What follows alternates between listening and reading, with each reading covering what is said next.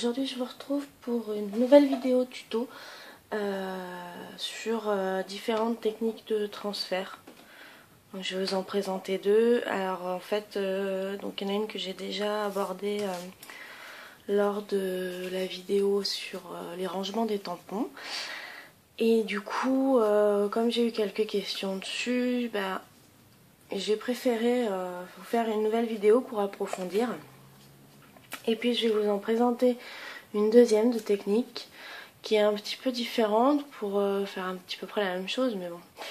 Mais c'est une technique que j'avais appris à l'école et du coup je voulais vous la faire partager en fait, tout simplement. Donc on va commencer. Donc je vous souvenez de la première technique. Pour celles qui l'ont pas vue, je vais faire un petit je vais en faire une avec vous quand même. Et puis après je vous montrerai les avantages, les inconvénients et un ou deux trucs pour que ça fonctionne bien en fait. On va dire que je vais compléter le tuto de la dernière fois. Donc j'ai imprimé plusieurs choses. Donc il s'agit de faire un transfert à l'aide de l'imprimante. Alors attendez. Hop, voilà. Donc en fait, là, ça c'est ce que je vais utiliser pour moi. Donc ça c'est mes noms de matériel. Et puis après, je vous ai fait deux exemples supplémentaires pour qu'on puisse voir un peu les variantes en fait de cette technique. Donc pour faire cette technique de transfert, il faut une feuille de rhodoïde. Je crois que c'est ça, hein, que ça s'appelle comme ça. Donc c'est une feuille plastique transparente avec un côté lisse et un côté un peu plus rugueux. Donc le but c'est de faire sur un logiciel, donc peut-être traitement de texte, je suis pas sûre que ça fonctionne, mais sinon vous avez des logiciels gratuits comme GIMP qui peuvent sûrement vous le proposer, peut-être Photo Studio, ce genre de choses.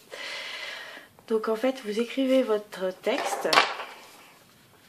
donc dans ce type là, mais vous l'écrivez donc comme vous le voyez ici, c'est-à-dire à l'envers. Donc vous l'écrivez dans le bon sens et après vous faites un effet miroir sur votre texte sur le logiciel et vous imprimez à l'envers. Ensuite, donc pour imprimer, il faut que la face qui va être imprimée, ce soit la face qui est lisse. Pas sur l'autre, hein, bien sur la face lisse. Donc quand vous allez récupérer votre feuille, ça va être écrit donc à l'envers. Et en fait, donc le principe, alors moi je vais le faire là-dessus. Est-ce qu'il va falloir que je le fasse? Donc tant qu'à faire, je vais m'avancer. Hein, alors, une chute de papier. Hop. Donc là, donc j'ai ma face lisse sur le dessus. Je vais retourner. Donc pour là, ça va être du coup écrit dans le bon sens. J'ai peur d'en foutre partout.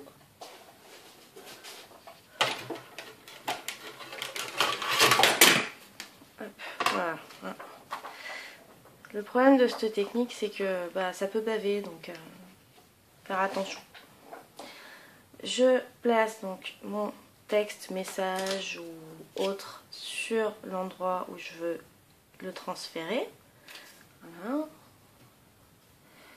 Ici, je plaque bien sur les deux côtés, pas sur ce qui est imprimé à côté, sinon je risque de le transférer ailleurs, donc ce serait dommage. Donc je plaque bien de chaque côté et avec un bâtonnet en bois, langue de chat, bâtonnet de glace, peu importe, je viens frotter derrière, donc sur la partie rugueuse.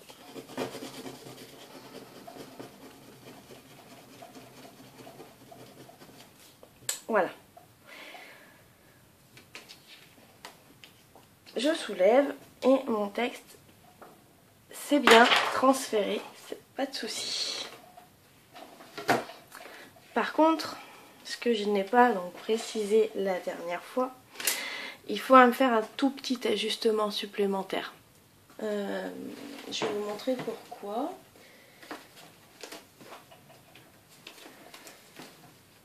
Je ne sais pas si vous allez bien voir. Mais... je vous mets l'exemple de celui-ci. Je ne sais pas si vous voyez, ça a bavé. Ça a bavé parce qu'en fait l'encre d'imprimante ça met très longtemps à sécher vraiment. Ça paraît sec au toucher rapidos mais réellement ça met plusieurs jours pour bien sécher. Donc si vous passez le doigt dessus ou un papier ou n'importe quoi, ça peut baver en 2 secondes et demie. Donc ce que je vous donne comme petit truc, c'est tout bête, hein. C'est de la laque. Alors moi j'utilise de la laque à cheveux. Pas besoin d'utiliser de la laque, autre laque différente. Si vous n'en avez pas, si vous avez une laque à cheveux, ça suffit largement. Et en fait, vous en mettez dessus. Donc, ça va prendre le temps de sécher un petit peu. Et puis une fois que ça sera sec, vous pourrez passer le doigt dessus. Normalement, je dis bien normalement, hein, il n'y a pas de souci. Votre encre, elle sera fixée. Et la laque, ça fonctionne pour beaucoup de choses. Ça fonctionne pour les craies. Ça fonctionne donc pour l'encre. En fait, du moment où vous faites quelque chose qui peut baver, déborder, ce genre de choses, de sec quand même, enfin pas de... C'est sûr que si vous mettez de la laque sur de l'encre liquide en flaque, ça servira à rien. Mais sur quelque chose d'à peu près sec, ça vous fixera et vous pourrez passer les doigts dessus sans aucun problème. Voilà. Donc moi là j'y passe les doigts dessus et il n'y a pas de problème. Donc ça c'est le petit truc et astuce à bien savoir pour la technique du transfert avec le rhodoïde. Après le transfert avec le rhodoïde, donc là c'est du petit texte. La dernière fois comme je vous l'ai dit, je préconise pas de faire du texte très large ou des images. Après c'est personnel, donc si vous avez envie, si ça vous intéresse d'essayer, allez-y, hein, il n'y a pas de souci. Donc je vais vous dire moi pourquoi je trouve que c'est pas très adapté. Donc j'ai imprimé un gros texte.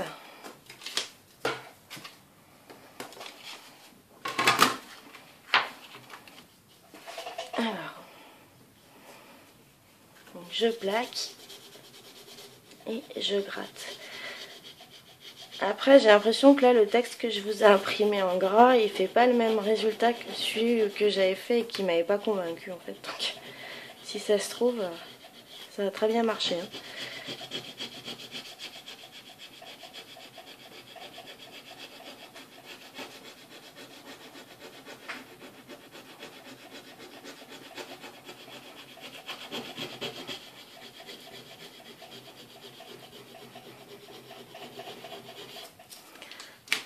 Alors, ouais, bah lui il a très bien marché.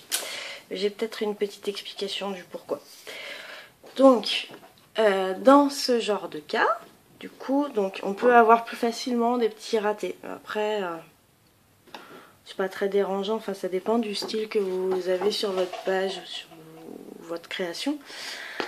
Là, alors je suis pas bien sûre que vous allez voir, mais par contre, du coup, on a tout un effet de strie qui se fait sur l'encre. Malheureusement, ça c'est à cause du temps de séchage sur le rhodoïde. Donc du coup, regardez, hop, ça a bavé. Donc du coup, en fait, ça vous fait un marquage un peu industriel dessus. Ça peut être un choix aussi, hein, mais moi déjà, rien que pour ça, ça me plaît pas trop. Et ce qui s'était passé pour la première fois où j'ai fait un texte un peu plus épais que celui que je vous ai fait en premier, c'est que l'encre s'était rassemblée et ça avait fait des grosses taches. Donc du coup sur le mot que j'avais écrit, ça avait fait par certains endroits, ça avait fait des trucs bien noirs avec des grosses taches et puis ça sortait donc de la lettre en question. Puis il y a des endroits où il n'y avait quasiment pas d'encre en fait, donc du coup c'était pas terrible. Donc voilà pourquoi personnellement les gros aplats d'encre je préfère éviter personnellement. Ensuite, donc, on a aussi les transferts d'images. Donc j'en ai une là. J'ai pris ce que je trouvais sur mon ordi.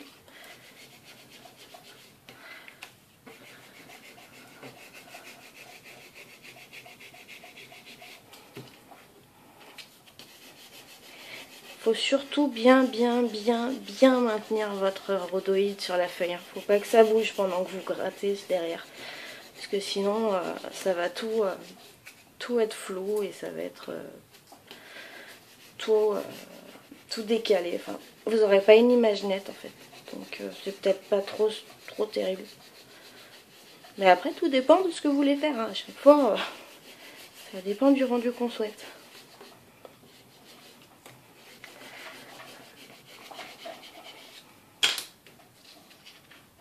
Voilà. Donc une image, oui, ça fonctionne. Donc là encore, c'est une image, c'est une illustration. C'est une illustration informatique. Sur les photos, c'est un peu moins net. Alors, comment je vais arriver à vous montrer du coup. En fait, je sais pas si vous le voyez. Alors, attendez.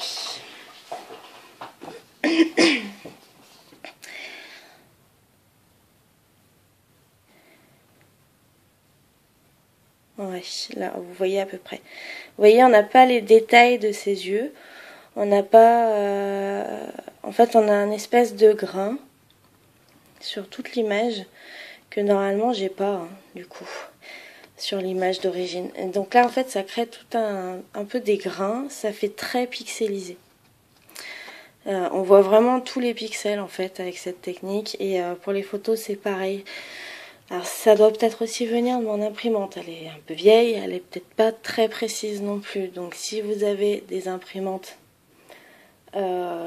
récentes, elles auront peut-être un rendu plus fin que là. Je peux pas m'avancer en disant ça sera partout pareil. Hein. C'est vraiment... je pense que ça vient de mon imprimante, mais peut-être possible que ça le fasse avec les autres parce que bon, bah, l'encre sur le rhodoïde, c'est pareil, comme je vous disais tout à l'heure pour le texte, ça a un certain temps de séchage et du coup ça se comporte différemment que sur du papier qui va boire et imprimer donc l'encre directement. Donc voilà pour la technique avec le rhodoïde. Donc une ou deux petites précisions quand même avant de vous lancer tête dans le mur ou je sais pas. Ça marche à ma connaissance, ça ne marche qu'avec les imprimantes à encre. Ça ne marche pas, enfin il me semble pas que ça marche avec les imprimantes laser. Vous pouvez essayer aussi, c'est pareil. Mais à ma connaissance, ça marche que avec les imprimantes à jet d'encre. Donc voilà. Et deuxième petit conseil, moi ma feuille, je l'ai imprimée hier pour pouvoir vous faire la vidéo aujourd'hui. Il faut un certain temps de séchage. Vous n'êtes pas obligé d'attendre une journée, mais plus vous attendrez et moins vous avez de risque d'avoir des taches involontaires ou des défauts ou enfin au moins l'encre elle sera bien imprégnée sur bien sèche sur le rhodoïde, donc après elle viendra juste se plaquer.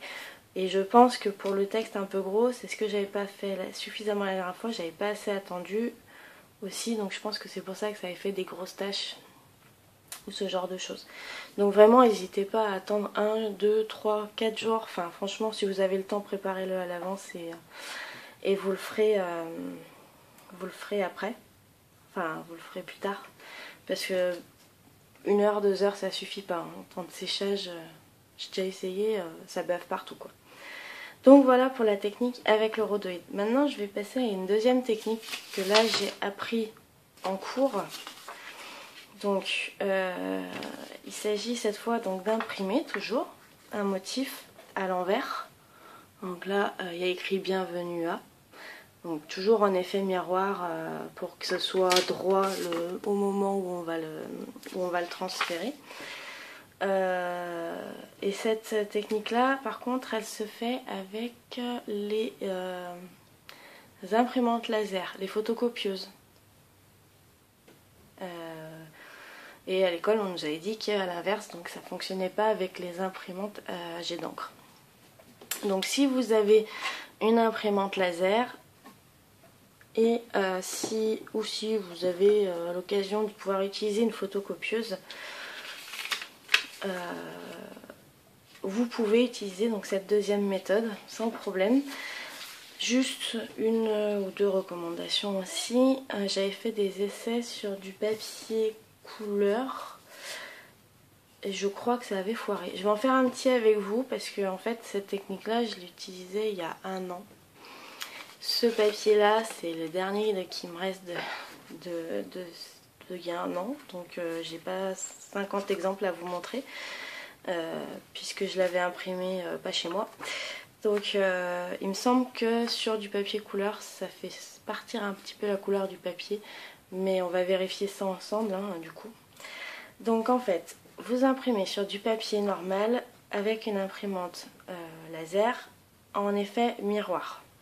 Et en fait vous allez avoir besoin cette fois donc de sopalin ou d'un torchon si vous avez, et d'acétone. Donc sûrement à cause de l'acétone d'ailleurs que il vaut mieux faire qu'il vaut mieux pas faire sur du papier couleur, mais comme je vous l'ai dit on va le vérifier ensemble juste après. Donc là je vais m'occuper du bienvenu et puis on va garder le A pour après. Si vous avez du vernis à ongles, mettez des gants les filles. Surtout mettez des gants. Moi là c'est du gel et j'ai hâte qu'il s'en aille donc je vais pas mettre de gants. Je sais même pas si ça va attaquer le gel, mais surtout à ne pas faire les doigts nus si vous avez du vernis, parce que l'acétone ça va vous le bouffer. Alors, du coup, il faut bien imbiber son torchon, chiffon, ce que vous avez pour appliquer. Et même technique tout à l'heure, vous plaquez bien. Et là, vous placez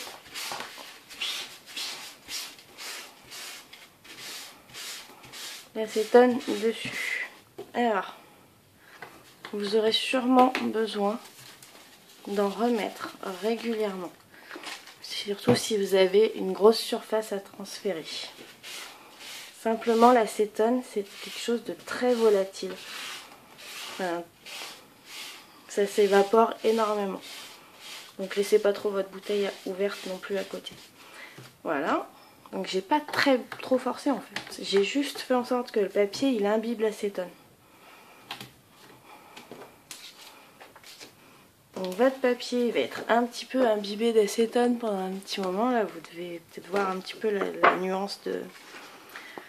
Et encore ça y est c'est déjà parti. Donc voilà. Donc là j'ai fait mon transfert à l'acétone. Qui lui ne bave pas. Contrairement à celui au rhodoïde, ici vous pouvez passer le doigt après, ça bave pas. C'est pas net, mais franchement c'est quand même assez bluffant. Hein. Je veux dire là il y avait quand même du petit détail, il y avait... ça transfère vraiment tout. Hein. C'est pas comme de l'encre, bah, c'est du laser là. Donc ça marche super bien sur du papier blanc. Faut mieux aérer, il faut faire attention à ses doigts. Vous voyez, ça n'a même pas attaqué le gel. Par contre, voilà, ça vous fait imprimer sur une feuille. Et la feuille, après, elle vous sert plus à rien. Ah oui, contrairement au rhodoïde, où j'ai oublié de vous dire, mais je vous montrerai après, c'est réutilisable. Donc voilà, donc pour le bienvenu, ça a bien marché. On va essayer le A.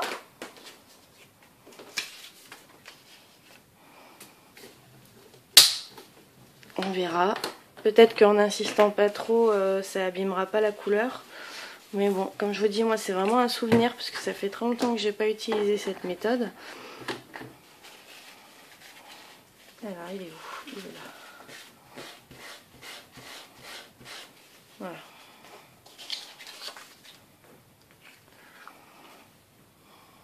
Du coup, il est pas très très net.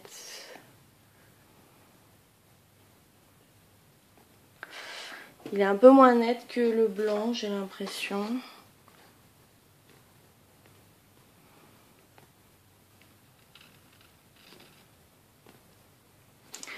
Ouais, bon. Bah ça m'a pas abîmé mon papier. Franchement, je pensais que ça allait me l'abîmer, mais en fait non, même pas. Ça me l'a un petit peu taché derrière, parce que mon plan de travail, bah, il a des vieilles taches. Donc ça me l'a un petit peu taché derrière. Mais ça me l'a pas taché, ça me l'a pas décoloré devant. Donc bah finalement, je vais pas vous la déconseiller, hein. Ça marche quand même. Donc voilà, donc ça c'est technique à l'acétone transfert pour les imprimantes à laser. Et ça, ce sont les techniques de transfert pour les imprimantes à jet d'encre. Donc voilà, donc je vous aurais fait un petit résumé. Donc dernière petite chose, l'avantage sur le rhodoïde par rapport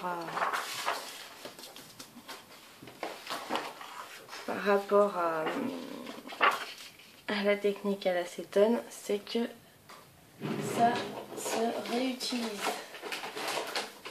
Vous allez voir, c'est magique.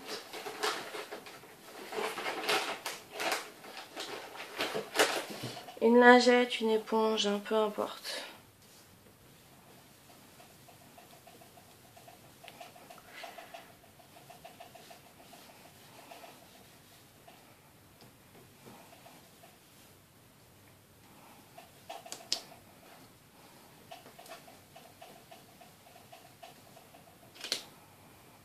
Ça s'enlève.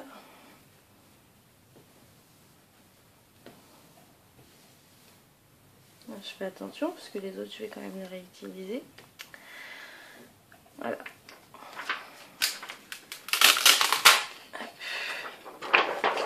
Et voilà. C'est parti. Hop là, pardon, excusez-moi. C'est parti. Donc comme vous pouvez voir, il y a quand même encore des petits restes hein, sur le rhodoïde. Mais jusque là, vous voyez, j'ai imprimé déjà sur des restes de photos. Jusque là, ça m'a jamais posé de problème pour les transferts suivants. Hein. Ça n'a pas recoloré à des endroits une fois après avoir nettoyé. Donc oui, j'avais déjà essayé sur les photos et en fait c'était tellement pas net et ça faisait tellement des taches de partout que c'est pour ça que pour moi les images c'était pas terrible. Mais ça dépend peut-être du temps de séchage. Plus vous laissez longtemps et plus vous avez des chances que ça réussisse. Donc voilà pour le tuto que je voulais vous présenter aujourd'hui. J'espère qu'il n'aura pas été trop long. Je voulais faire un grand merci à toutes mes abonnés qui me suivent. Et un grand merci au grand nombre de nouveaux abonnés, nouvelles abonnées que j'ai eu récemment. C'est monté très vite en très peu de temps. Et du coup je voulais vous faire un grand merci pour vous être abonnés à ma chaîne et j'espère que je continuerai à vous faire des vidéos qui vous plairont. Donc voilà, mon tuto s'achève là. Je vous fais d'énormes bisous. Encore merci d'être là et je vous dis à très bientôt. Bye bye.